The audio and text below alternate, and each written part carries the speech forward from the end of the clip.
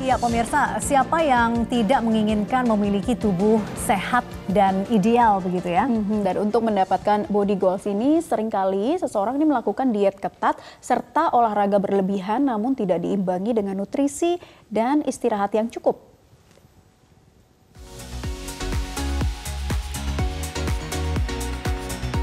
Memiliki tubuh ideal tentu dambaan setiap orang. Namun untuk mendapatkan tubuh yang sehat dan bonus berat badan ideal, Anda tak sekedar harus rajin berolahraga. Mengonsumsi makanan yang sehat dan istirahat cukup juga harus diperhatikan. Nutrisi atau asupan makanan harus diperhatikan dengan benar untuk menunjang latihan Anda. Olahraga pun jangan berlebihan dan harus diimbangi dengan istirahat yang cukup, yakni tidur 8 jam per hari. Sayangnya, kesehatan tidur yang seharusnya menjadi dasar hidup sehat seringkali diabaikan. Padahal kesehatan tidur menentukan kebugaran untuk berolahraga serta efektivitas metabolisme tubuh dari nutrisi yang kita makan. Dari ketiga komponen kesehatan, tidur menjadi dasar yang menopang kedua komponen lainnya. Jadi, semua harus seimbang agar tidak ada yang tumbang.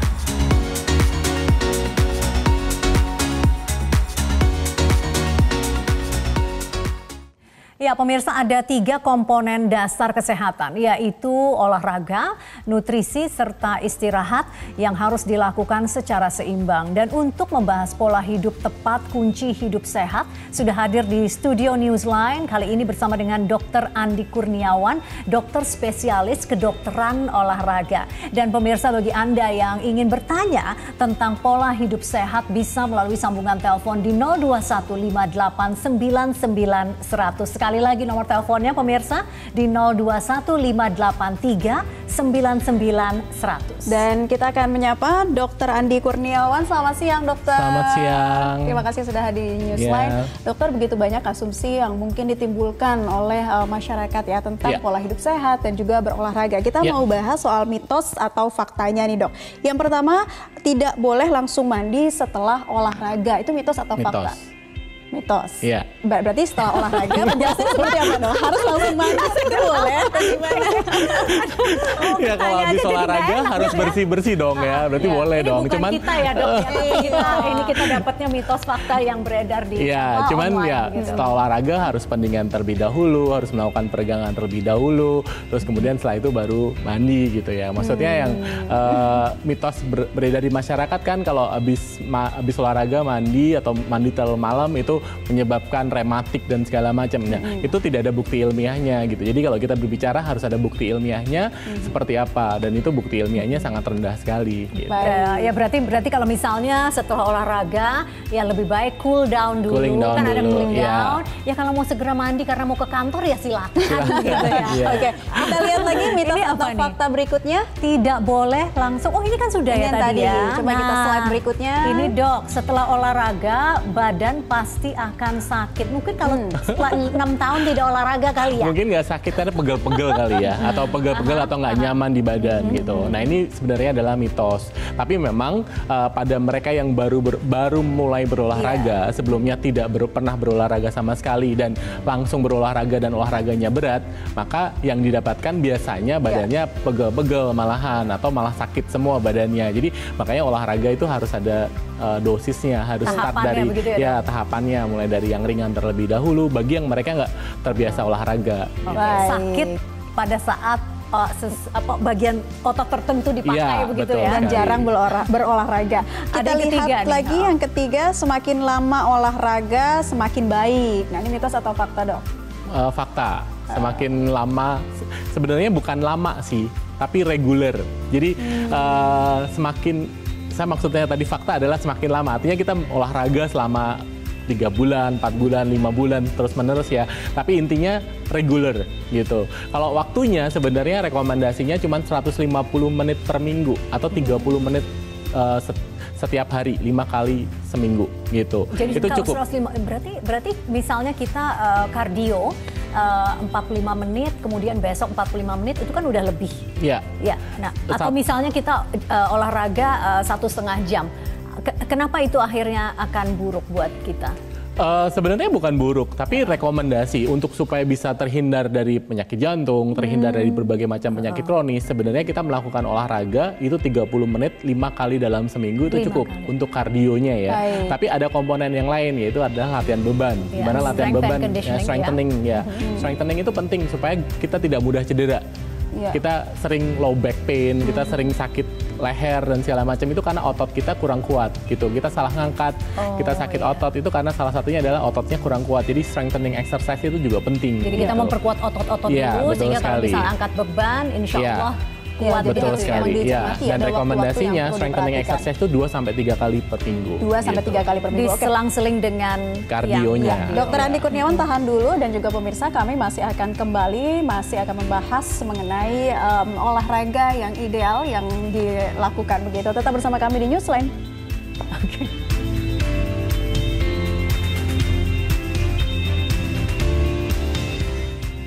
Ya, pemirsa, Anda masih menyaksikan Newsline. Tadi topiknya adalah tentang bagaimana sih mengatur pola makan, kemudian pola istirahat, dan tentunya juga pola olahraga. Kemarin baru saja salah satu artis Indonesia meninggal dunia, Ashraf Sinclair.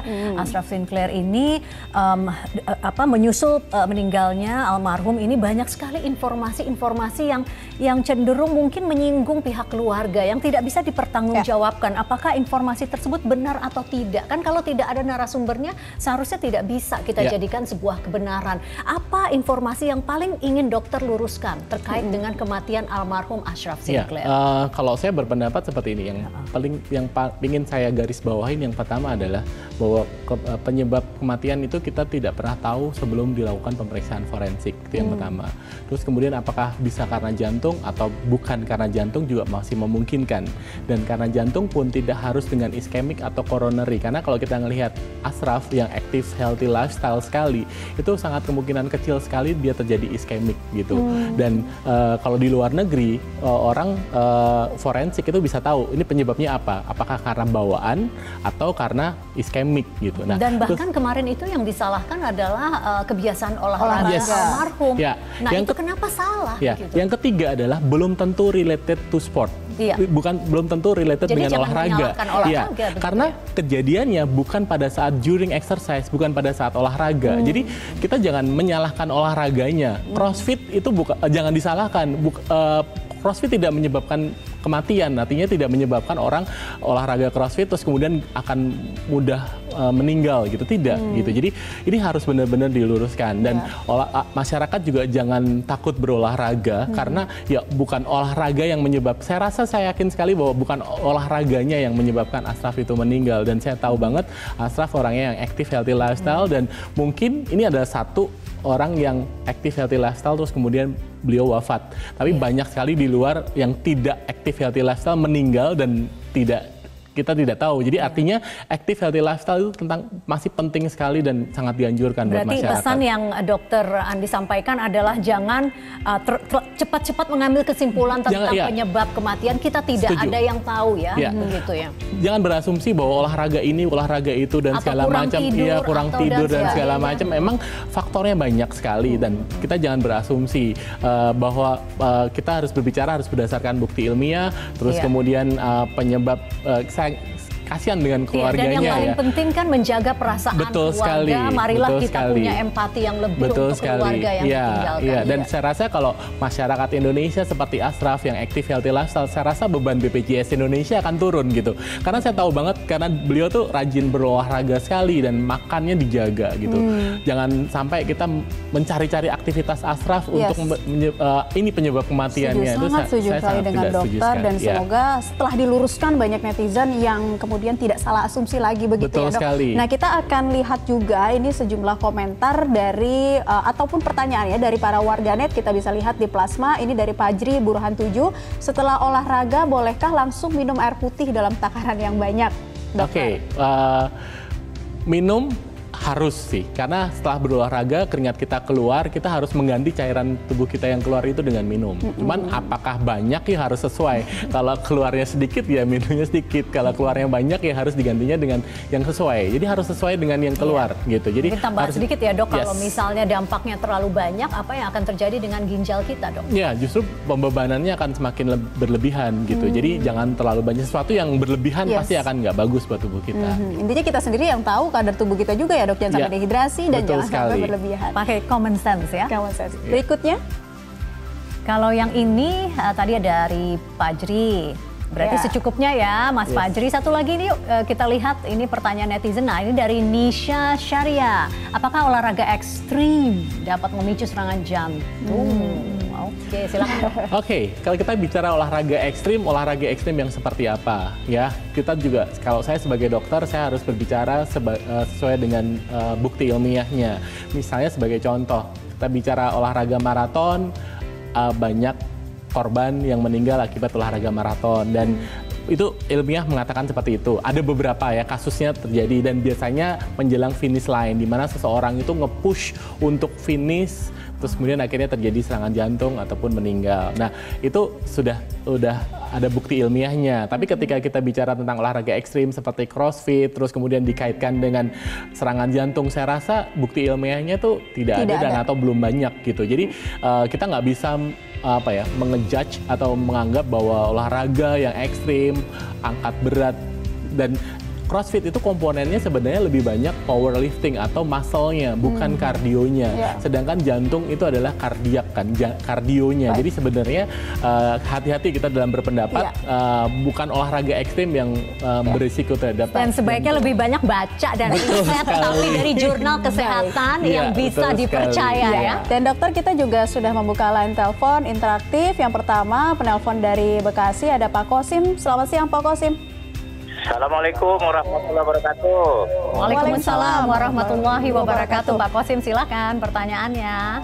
Siti Alia Yahya, apa kabar? Saya temannya almarhum Andi Burhanuddin. Baik, kabar saya baik, alhamdulillah. Semoga Pak Kosim juga sehat ya Pak. Silakan, ada Dokter Andika ini, Dokter Andi maksud saya. Sharing sambil nanya nanti terakhir ya. Usia saya 76 bulan. Kemudian kegiatan malah makin banyak, makin usia kegiatan makin banyak, ngurusin orang mati yaitu fardu kifayah, memakamkan di Al-Azhar ya. Kemudian yang kedua, saya olahraga yang penting keluar keringat karena faktor usia. Yang ketiga, soal makanan, soal olahraga, saya di rumah sekarang ini hanya barber aja, ngangkat besi. Oh iya. Pak Kosim, tapi ini karena waktunya terbatas, boleh tidak langsung saja pertanyaannya apa ini untuk Pak Kosim supaya bisa jadi bekal? Ya, pertanyaannya yang pertama, keluhan saya ini suka ada kesemutan. Yang kedua, soal kematian tidak dari makanan, tidak dari olahraga. Lihat di surat Quran surat 7 ayat 34. Itu saja. Terima kasih.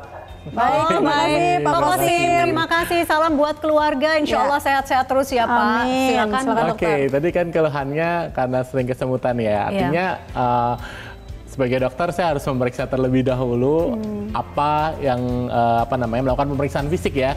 Apakah ada masalah kesehatan di ototnya atau mungkin kita perlu melakukan pemeriksaan penunjang misalnya dengan MRI atau radiologi atau X-ray dan segala macam supaya tahu nih penyebab kesemutannya seperti apa gitu. Terus kemudian yang kedua adalah ya usia sampai 70 tahun tapi masih aktif lifestyle. Artinya gini, beruntung pekerjaannya adalah tadi memakamkan orang ya. Jadi artinya kan pekerjaan yang bergerak gitu dibandingkan dengan pekerjaan yang hanya duduk saja di belakang komputer.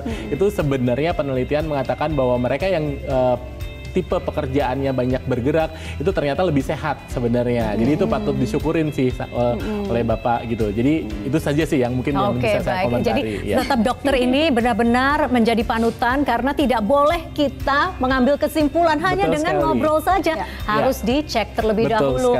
Dan tadi dokter kita berkali-kali harus mengatakan bahwa tadi dokter bilang harus cari sumber informasi yang benar, yang bisa dipercaya. Betul ya sekali. Dok ya. Dan kalau statement dari seorang dokter itu hanya level pembuktiannya itu cuman rendah karena itu adalah expert ya, artinya pendapat ahli. Tapi ketika kita bicara penelitian, kita bicara jurnal itu bukti ilmiahnya cukup tinggi. Jadi kita harus membaca itu dulu gitu. Jadi jangan hanya percaya pada seorang ahli tertentu orang bicara apa gitu. Dokter Andi harus hadir di kesempatan yang berikut ya untuk mitos dan fakta yang lainnya. Dokter Andi Kurniawan, terima kasih sudah berbagi informasi bersama kami. Dan pemirsa Newsline masih akan kembali untuk Anda dengan sejumlah informasi menarik lainnya. Tetap bersama kami.